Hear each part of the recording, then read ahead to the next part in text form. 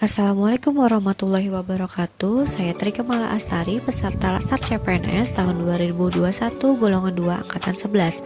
Pada kesempatan ini saya akan menjelaskan tentang akuntabilitas. Akuntabilitas adalah pertanggungjawaban yang harus dicapai untuk mencegah penyalahgunaan kekuasaan dan untuk mencapai tujuan nasional. Ada beberapa aspek akuntabilitas. Yang pertama adalah akuntabilitas adalah sebuah hubungan.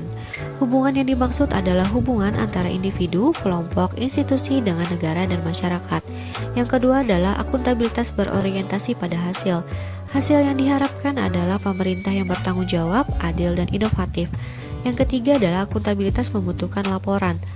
Dengan adanya laporan mampu menjelaskan kinerja yang telah dilakukan.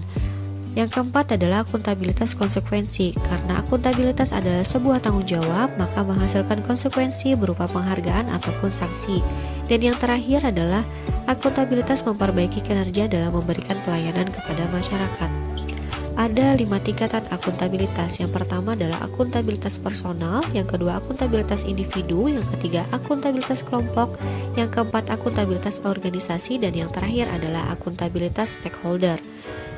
Kemudian kita akan memasuki mekanisme akuntabilitas. Ada 4 dimensi akuntabilitas. Yang pertama adalah akuntabilitas kejujuran dan hukum, akuntabilitas proses, akuntabilitas program, dan akuntabilitas kebijakan. Lingkungan kerja yang seperti apa sih yang akuntabel? Yaitu lingkungan kerja yang memiliki kepemimpinan, transparansi, integritas, tanggung jawab, keadilan, kepercayaan, keseimbangan, kejelasan, serta konsisten. Ada beberapa konteks dalam akuntabilitas. Yang pertama adalah transparansi dan akses informasi. Transparansi adalah kejelasan atau keterbukaan informasi, sedangkan informasi publik adalah informasi yang diterima oleh suatu badan. Informasi terbagi atas dua, ada yang terbuka dan dikecualikan. Informasi terbuka adalah wajib diumumkan serta-merta dan berkala, sedangkan informasi dikecualikan adalah informasi rahasia negara, pribadi seseorang, bisnis, dan dibuka hanya untuk undang-undang ataupun kepentingan umum saja. Yang kedua adalah praktek kecurangan atau fraud dan perilaku korup. Praktek kecurangan dan perilaku korup merupakan sekumpulan tindakan yang tidak diizinkan dan melanggar hukum yang ditandai dengan adanya unsur kecurangan. Yang ketiga adalah penggunaan sumber daya milik negara.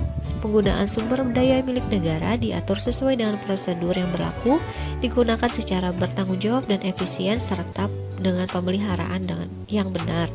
Kemudian yang kelima adalah konflik kepentingan. Konflik kepentingan adalah konflik antara tugas publik dan kepentingan pribadi.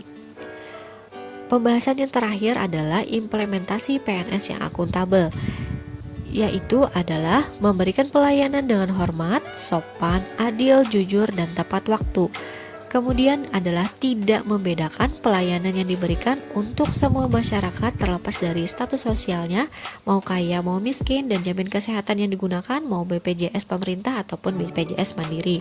Kemudian adalah memberikan pelayanan sesuai dengan standar operasional prosedur yang berlaku dan undang-undang yang berlaku untuk meningkatkan pelayanan yang diberikan. Kemudian adalah memberikan pelayanan secara profesional tanpa mengikut kesertakan kepentingan pribadi. Dan yang terakhir, karena kita sedang menghadapi pandemi COVID-19, maka kita harus konsisten melindungi kesehatan bukan hanya diri kita, tapi juga orang lain, dengan selalu menghimbau melakukan 5M, yaitu menggunakan masker, mencuci tangan, menghindari kerumunan, jaga jarak, dan membatasi keramaian. Demikian penjelasan saya tentang akuntabilitas. Terima kasih telah menyaksikan.